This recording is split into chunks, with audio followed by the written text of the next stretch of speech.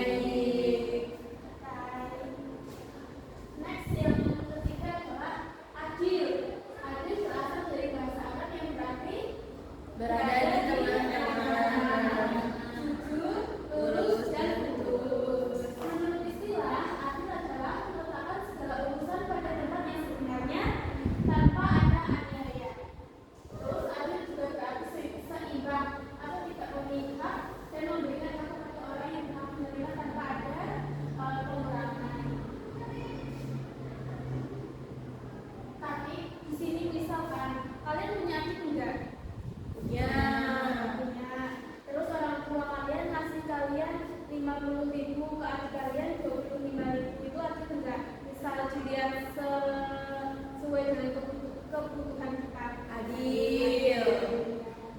Kalian udah paham ya? Terus hikmah atau manfaat dari aturan apa itu?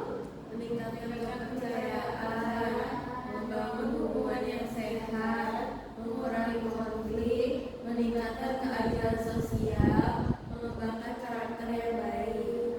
Nah itu tanya nih, kalian pernah nggak adil sama teman atau sama keluarga? Atau adil terus? Insya Allah adil.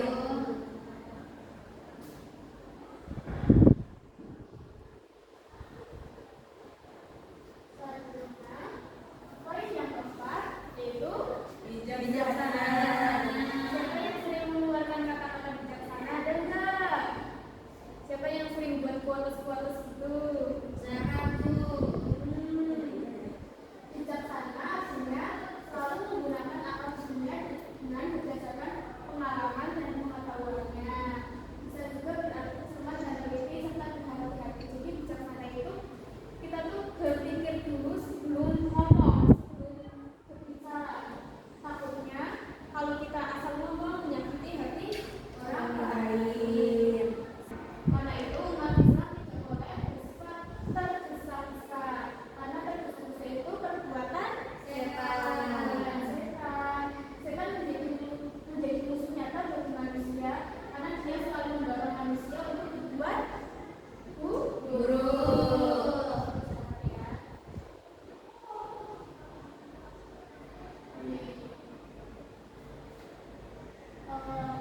Hikmah dari bijaksana apa aja bisa dibaca Mbak Nini?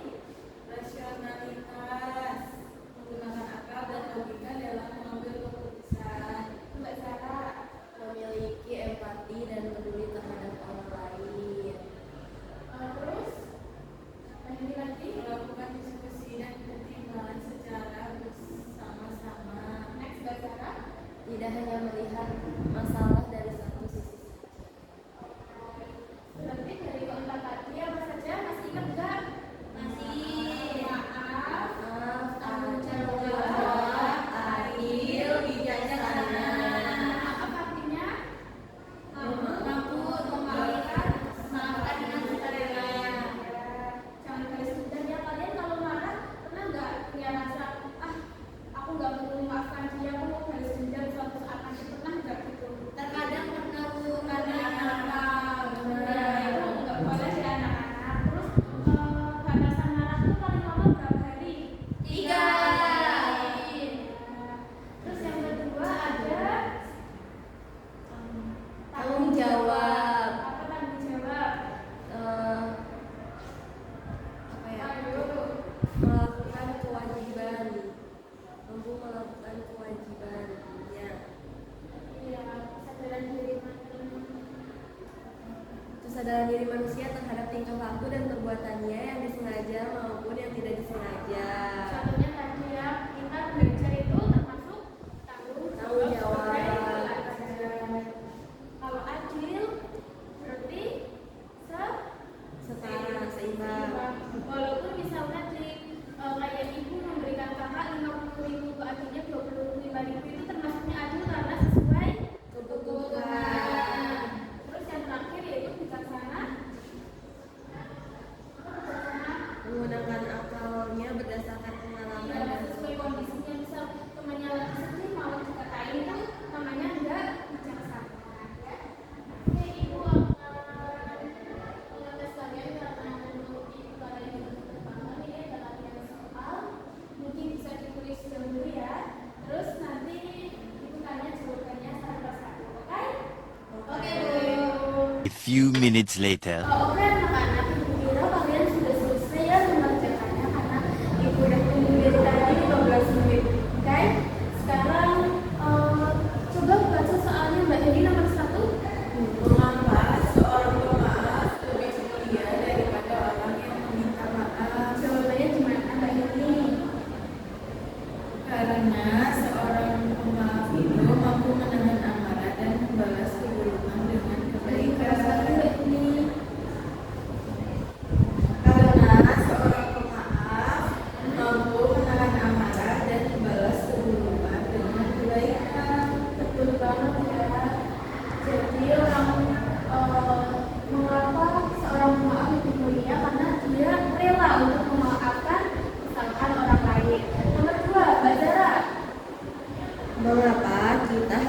bertanggung jawab atas setiap perbuatan yang kita lakukan. Karena setiap perbuatan yang kita lakukan itu memiliki akibat, baik untuk diri sendiri maupun orang lain. Dengan bertanggung jawab, kita bisa menjaga kepercayaan, membangun karakter yang jujur dan adil, dan menciptakan lingkungan sosial yang sehat. Nomor 3, Mbak Dina. Saya, Bu. Ya. Pertanyaannya, apa yang dimaksud dengan larangan berpihak kepada siapapun dalam menegakkan keadilan? Jawabannya gimana, Mbak Dina? Nah, jadi kita itu dilarang untuk berpihak dalam menegakkan keadilan. Berarti kita nggak boleh memihak kepada siapapun, baik itu keluarga kita, sahabat, orang kaya, orang miskin, dan yang lain-lain. Karena, Bu, keadilan itu yang saya tahu seperti ini netral dan objektif, tanpa dipengaruhi hubungan pribadi, tanpa dipengaruhi emosi atau tekanan dari pihak lain. Begitu, Bu. Betul sekali. Jadi kita kalau berteman ya kita berteman semuanya, nggak boleh dia miskin kita nggak mau berteman, itu nggak boleh ya. Iya, Bu. Terus nomor 4 sekarang, Mbak Zara. Baca soalnya. Bagaimana cara agar kita mampu menjadi seseorang yang bijaksana dalam hidup kita? Yang pertama, kita bisa belajar dari pengalaman kita. Kalau misalkan ada masalah, jangan cepat menyalahkan orang lain, tapi cari jalan keluarnya dulu. Terus kita bisa berpikir sebelum bertindak. Terus kita bisa mengendalikan emosi, terbuka terhadap orang yang memberi kita nasihat dan kritik. Terus bisa bersikap adil dan objektif dan menjaga perkataan. Betul. Satu soal lagi nomor 5, Mbak Hedi. Jadi soalnya, apa yang kita peroleh jika kita mampu menjadi manusia yang bijaksana? Jawabannya, jika kita mampu menjadi manusia yang bijaksana, kita akan lebih dihargai dan dipercaya orang lain. Selain itu, hidup kita akan menjadi lebih damai, teratur, dan membawa manfaat bagi diri sendiri maupun orang di sekitar. Oke, jadi dengan sifat bijaksana kita akan dihargai orang lain. Nah, kita kalau nggak dihargai orang lain rasanya gimana? Sakit. Maka dari itu kita juga harus menanamkan sifat bijaksana kepada diri kita sendiri. Oke? Oke. Materinya sudah selesai dengan kesimpulannya yang dibaca. Sifat pemaaf, tanggung jawab, adil, dan bijaksana merupakan akhlak mulia yang perlu dimiliki setiap orang. Nah, akhlak mulia itu bisa disebutkan dengan akhlak Memudah